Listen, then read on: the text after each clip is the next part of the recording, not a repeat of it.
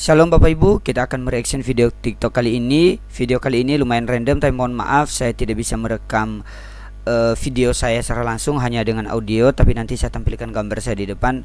Untuk saat ini karena kondisi di tempat saya berada tidak memungkinkan untuk saya merekam video. Oke, langsung aja kita ke videonya. Seorang imigran muslim menulis lafaz Allah di dinding-dinding gereja di Italia. Islam adalah agama yang paling toleran dan paling cinta damai sedunia ini. Dan muslim adalah panggilan kita kepada mereka yang memeluk agama Islam.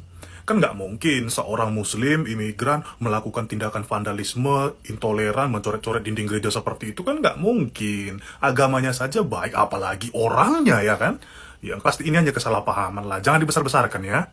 Nggak mungkin ada yang seperti itu. Kan mereka kan toleransi. Setuju Bang, setuju apa yang disampaikan oleh Bang ini. Oke, kita lanjut.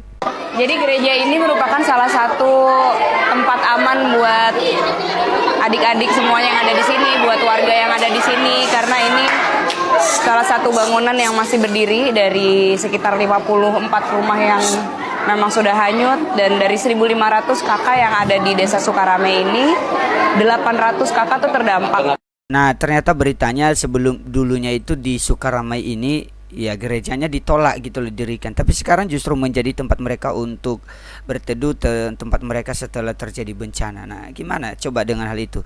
Sebelumnya ditolak karena agama orang Kristen, tapi sekarang justru diterima karena tempat mereka untuk berteduh atau tempat untuk mereka singgah lah istilahnya karena terjadi bencana. Oke, kita lanjut. Assalamualaikum. Shalom. Aku ngucapin assalamualaikum gak apa-apa ya. Assalamualaikum. Nih, selamat Natal. Iya. Yang satu buat Uce ya. Iya, makasih ya. Iya. Uce. Mama Sela jawab lah, assalamualaikum. Jawab. Waalaikumsalam gitu. Kok lemes banget sih Mas Sela? Tolong dijelasin kok ini piringnya begini ya? Ini model apa ya? Model terbaru di Rusia kayak gini, nggak tahu. Kampung. Lihat anting aku kayak di warteg sih. Anting aku udah kayak gelang bayi. Lihat. Piringnya ada yang lebih ngampung lagi. Nah, menurut kalian gimana? Apakah ini termasuk toleransi yang kebablasan? Nah, kalau silakan komen-komen lah. Kalau menurut saya sih harusnya enggak. Tapi menurut kalian bagaimana? Kita lanjut. Kau mengandung, melahirkan, menyusui ayah. Seto, kok tak mati keploi piye to? Seto. Waduh, isi dakwanya seperti ini ya. Tapi itulah sangat miris sekali. Padahal cewek ini dari Jawa Timur, masih muda juga, tapi itulah ajarannya sudah mulai agak beda-beda sekarang. Anaknya beliau 13 jadi wali semua. Ketika beliau meninggal, ini anaknya pamer keramat. Ayo siapa nih yang kira-kira gantiin Abah? Al-Hamid ngeluarin rantai emas dari langit. Keramatnya Al-Hamid tuh, ngeluarin rantai emas dari langit sampai ke bumi. Lagi ngobrol sama kakaknya Al-Muhdhar nih, Syekh Umar Muhdhar. Ayo wahai Syekh Umar Muhdhar, nih lihat keramatannya, nurunin rantai emas dari langit. Sampai ke depan dia. Ini Habib Syekh Umar Muhdhar ketawa doang.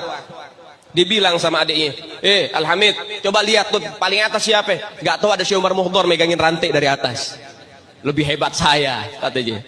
Tuh anak-anaknya bagaimana abaknya. Wah, ini kayaknya jangan-jangan ini dongeng ini guys. Dongeng yang dimana pesawatnya diikat sama ini, sama rantai-rantai. Kita lanjut. Mana Tuhanmu? Ini lagi. Di mana wajah asli Yesus Kristus? Tuhan adalah Yesus, Yesus adalah Tuhan. Lu aja kagak tahu mana Yesus lu yang asli. Blow on. Itu editan, bos. Kalau kau mau edit bahkan sampai 1000 wajah pun orang Kristen pintar, bos. Bukan pemerannya yang dituhankan, tapi kisahnya yang membuat iman manusia semakin kuat. Bingung kan kau kenapa banyak gambar Yesus bahkan filmnya aja ada wajahnya? Itu karena zaman dahulu orang melihat bahwa Yesus asli dan nyata memiliki wajah. Makanya di film pun ada wajahnya, bukan disensor pakai cahaya. Visualisasi wajah Yesus bukan sembarangan, tapi dengan mempertimbangkan somatotipe, body morfologi, antropometri, adaptasi biologis budaya, hingga dapatlah gambaran aktual aktor untuk film tersebut. Kau pun lucu. Udah buntu pertanyaan kau rupanya. Sampai foto pun kau permasalahkan. Yang paling lucu malah kau berpikir kayak mana cara mendapatkan foto Tuhan Yesus sedangkan dulu belum ada kamera. Pantaslah makin banyak yang minum air kobokan. Namanya film itu adalah visualisasi dengan menceritakan kisah yang nyata. Takkan mungkin Yesus jadi aktornya. Kau kira Yesus artis? Yesus itu Allah. Emang udah agak rusak otak kau. Banyak kok film menceritakan kisah Nabi. Kau kira aktornya Nabi asli? Kan bukan. Masa dari situ aja kau nggak bisa berpikir? Ya begitulah, mereka kan nggak percaya, jadi mereka nggak tahu. Ya udah, mereka terlalu banyak pertanyaan gitu loh, sampai mereka menunjukkan gitu loh.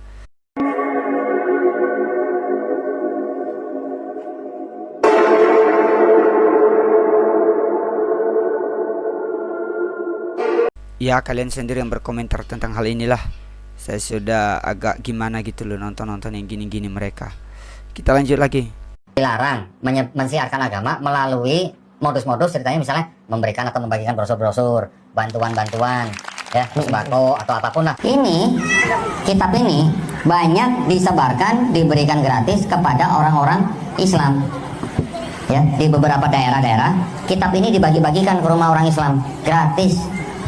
Plus sembako lagi. Orang tua senang sekali nih mengucapkan 2 kalimat syahadat tadi itu. Senang hati, dibantu dengan sembako.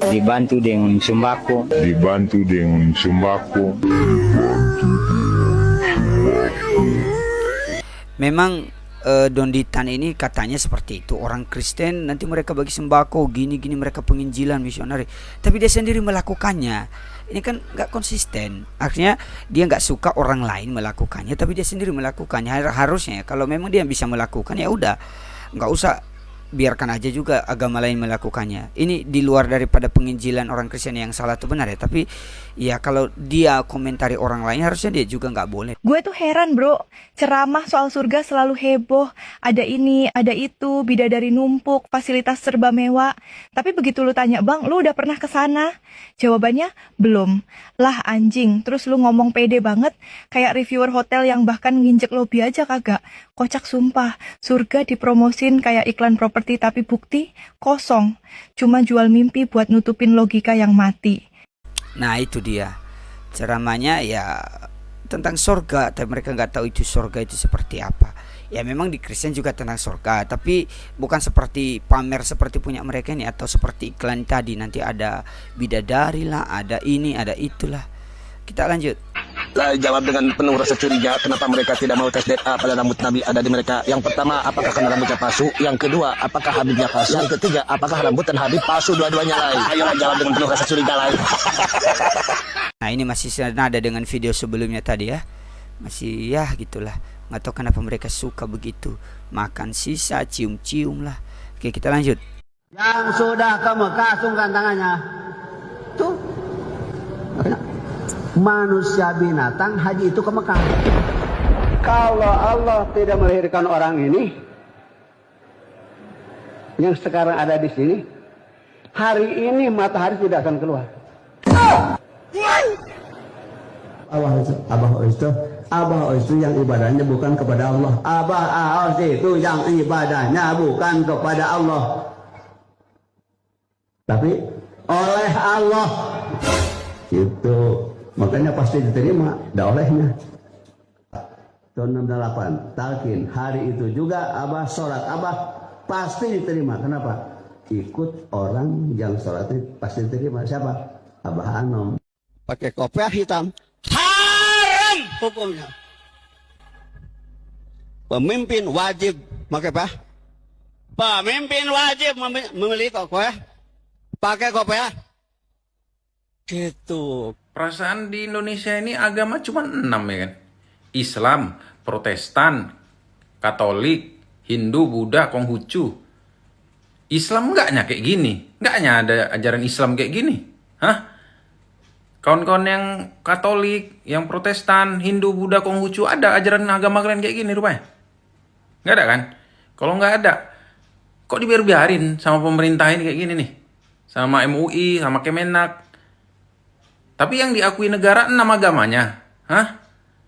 Kawan-kawan atau ustadz-ustadz atau yang lebih paham agama lah dulu. Hah? Islamnya ini enggaknya kan? Setauku nggak ada Islam kayak gini ajarannya.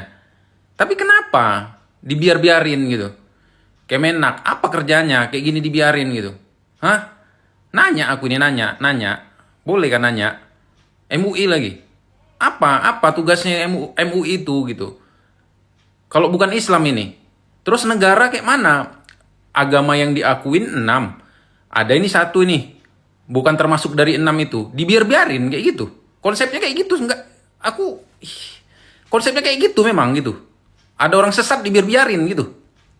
Ya benar apa yang dibilang sama Bapak ini, ya udah ini paham aja lah.